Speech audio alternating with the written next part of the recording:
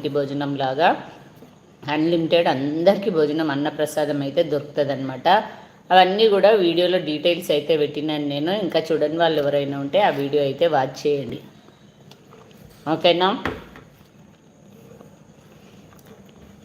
ఇవాళ నిన్నైతే నెయ్యి ఎలా తయారు చేయాలి అవన్నీ కూడా వీడియో పెట్టినా, అందరూ తప్పకుండా చూడండి. అలాగే కొత్తగా మన ఛానల్ ఎవరైనా చూస్తుంటే మాత్రం తప్పకుండా సబ్స్క్రైబ్ చేసుకోండి, ఓకేనా.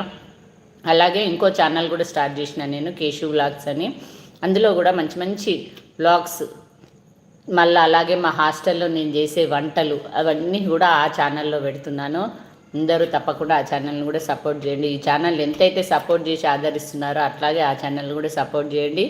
అందరూ కూడా సబ్స్క్రైబ్ చేసుకోండి, ఓకేనా. కామెంట్ చేయండి.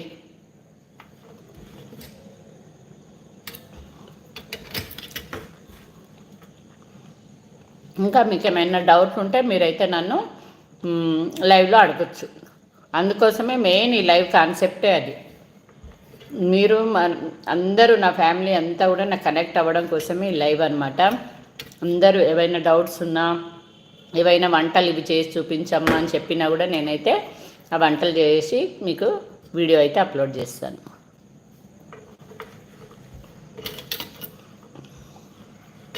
ఇప్పుడే సంగారెడ్డి వైకుంఠపురం వెంకటేశ్వర స్వామి టెంపుల్కి వెళ్ళొచ్చిన, ఇంకో రావడానే తింటున్నాను అనమాట, డిన్నర్ చేస్తున్నాను.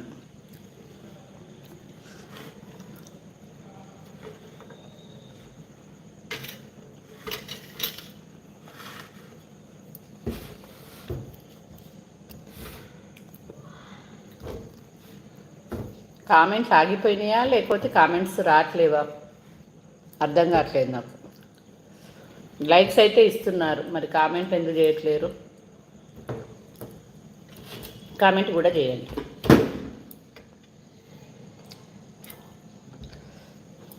ఒక్కరన్నా హాయ్ పెట్టండి చూద్దాం. ఇంతకీ కామెంట్లు వస్తున్నాయా రావట్లేవా?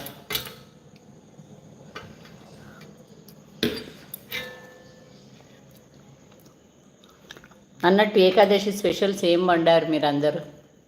నేనైతే ఇవాళ పూరి చేసిన, దేవుడికి ఎక్కిచ్చేసి మా కేశవ్ దగ్గరికి వెళ్ళిన హాస్టల్కి, అక్కడ నుండి మా హాస్టల్కి వెళ్ళినాం, అక్కడ నుండి టెంపుల్కి వెళ్ళినాం, ఇప్పుడే ఇంటికి వచ్చిన. అదన్నమాట సంగతి. ఇంకా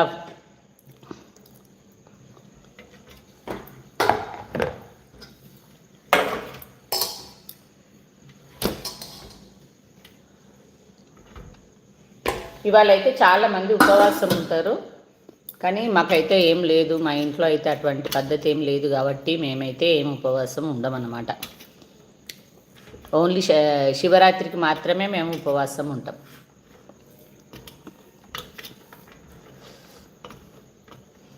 ఇంకా లైవ్లో ఉన్న వాళ్ళు కామెంట్ చేయండి. రావట్లేవా? ఇంటి కొంప తీసి కామెంట్ చేయడానికి రావట్లేదా?